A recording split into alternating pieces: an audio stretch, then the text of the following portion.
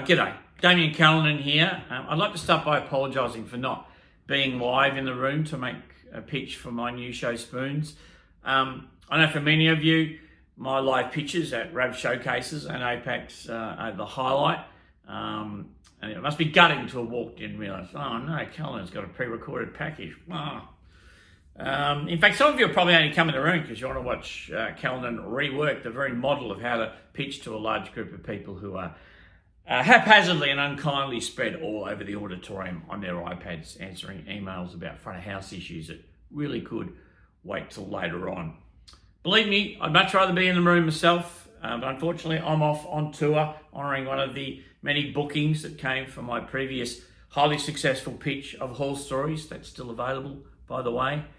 I also don't have the option, being a self-producing artist currently, to have a colleague step in and extol my virtues. But I am looking for a producer. If anyone would like to put their hand up to work with me, that would be great, so I can stop making packages like this with low production values edited on my iMovie on Mac. The package you're about to see will feature a series of stills taken of the show with some lovely pull quotes. I might even do it in Ken Burns effect so that the quotes are much harder to read.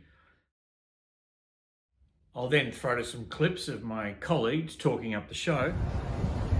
Hey Sammy, what did you think of Damian Callinan's Spoons? So I never even saw Spoons by Damian Callinan. So who are you? Can you stop filming? And then I'll come back in a different coloured shirt and I'll give you a brief synopsis of the show and tell you what inspired it. Spoons premiered at the Melbourne International Comedy Festival just gone, and it was returned to the character narrative format that has seen me receive 3 nominations for Best Show at said festival. And it tells the story of Stan Coates, recently widowed, 84 years old, sharp as a tack, but because he's now suffering from orthostatic hypertension, he's become prone to falls. So his offspring are starting to nudge him towards the idea of assisted living, but he won't have it. When they trick him into a visit to one of the homes, he plays along until the manager tells him he wouldn't be able to bring his wife's souvenir teaspoon collection, and then all bets are off. His grandson, Riley, an aspiring filmmaker, decides to make a documentary about Stan's fight to stay out of aged care. And when he starts sharing the clips of Stan talking about the memories of each spoon, which are both hilarious and heart-wrenching, and clips of him eviscerating a stack of assisted living brochures, they go viral, and all of a sudden Stan becomes a poster boy for elders' rights. The inspiration for the show came when my brother Chris was clearing out the deceased estate of his wife's aunt, and he sent me a photo of a map of Australia teaspoon rack full of spoons and said, "Do you want this?" I couldn't have said yes in bigger caps.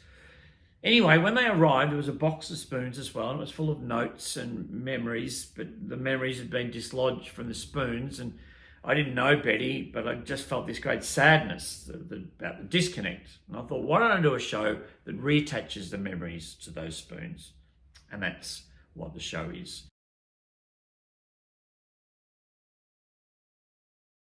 Spoons is incredible because Damian has managed to create these big belly laughs around a conversation on grief and aging and friendship, and of course, you know, there's this big conversation around family members who don't want to go into care or assisted living, which I think is very of the moment. And I think its value is in the fact that it is great for every generation of a family. So it's an incredible work to take your parents to, or your children to, or, you know, like the whole family can go. I took my primary school aged child. So even though it's not technically for children, she understood it and she loved it and she laughed along as well. It's a really beautiful work. It has so much merit in terms of starting a conversation with family members about really important things. And I just love it. It's the sort of thing I love because it is silly at the same time as being deep and compassionate. I didn't know what to expect when I went to see Spoons. As a long-time collaborator of Damo's, I knew I was in for a treat because he is a masterful storyteller and just the most incredible artist when it comes to really capturing the voices of Australia. But this was something really, really special. the story of Stan, an elderly man who is dealing with, I guess, intergenerational difficulties and trying to not just find his place in the world, but keep his place in the world, but also keep his beloved wife's spoon collection with him as he moves on to a new chapter. It's such a simple concept, but the complexities and layers of this show were just heart-busting. And the absolutely packed crowd in that space at the festival went out into the foyer afterwards, and this is something I haven't seen in a very long time. Like, everyone stayed back to talk about their own spoon collections, even metaphorically what their spoons might be, and the other towns and places that they'd like stand to have a spoon from. And it was just the most brilliant coming together of an audience that I think ever seen.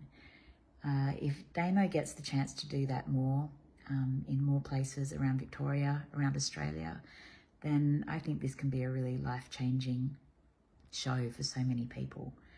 I haven't stopped thinking about it. It leaves you glowing, but it also really makes you want to put your arms around everyone around you and collect spoons together. So I cannot recommend this show highly enough. I don't even know who Damian Callinan is. Leave me alone.